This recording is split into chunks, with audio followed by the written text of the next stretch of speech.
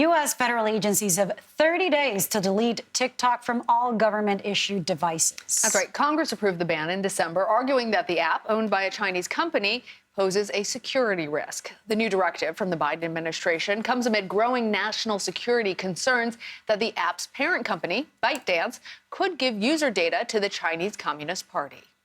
Nancy Cordes joins us now from the White House. Nancy, Republican lawmakers are looking to take this ban even further with legislation that could effectively block the app nationwide, just for anybody. Is the Biden administration on board with that?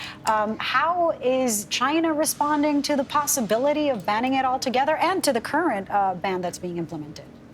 Lily, I just checked in with the White House, talked to a top official here who said that as of right now, they are not taking a position on this legislation that has been proposed by Republicans to basically give the president the power to impose a nationwide ban on anyone who wants to use TikTok.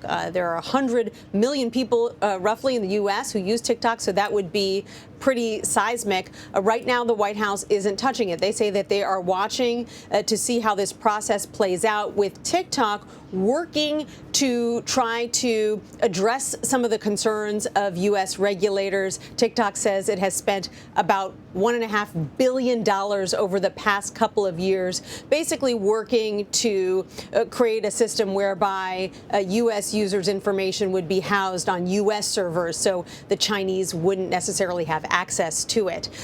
So the president himself a couple of weeks ago was asked what he thinks about the possibility of a nationwide ban. He said he doesn't know whether the U.S. should do that or not.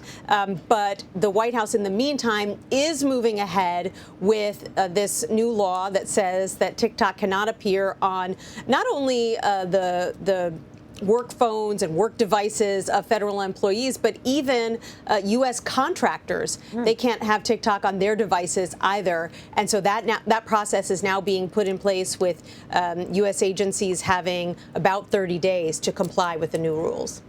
Well, Nancy, President Biden is also going to be in Virginia Beach today to talk about the Affordable Health Care Act. What do we expect to hear from him, and why is this topic so salient now? Well, the Affordable Care Act has been broadly popular for a long time, so the president wants to hit the road to talk about what he wants to do. First of all, the role he played in passing it, but also what he would like to do to strengthen it. And beyond that, his plans for Medicare and Social Security, two extremely popular entitlement programs that he's really trying to position as wedge issues with Republicans, arguing that Republicans want to cut those programs. Now, there are certainly some Republicans at this point who have suggested changes to the program, but by and large, Republicans these days are pretty wary of saying that out loud. It used to sort of be a very a boilerplate position in the Republican Party that you need changes to Medicare and to Social Security to keep them solvent in the long run. But there is an awareness these days that, given the populist strain in the Republican Party, that is not necessarily a great position to have. So even some Republicans who formerly supported cuts to Medicare and Medicaid and Social Security are now going to great lengths to make sure that that their voters know that they don't actually want to do that. Nevertheless, the president has said multiple times that that's a big area of disagreement between himself and some Republicans. He talked about it in the State of the Union address, and he's going to be talking about it in Virginia Beach today. Oh, ACA and TikTok, two areas there where loyalties are murky. Nancy, thank you so much. Thanks, Nancy. You're welcome.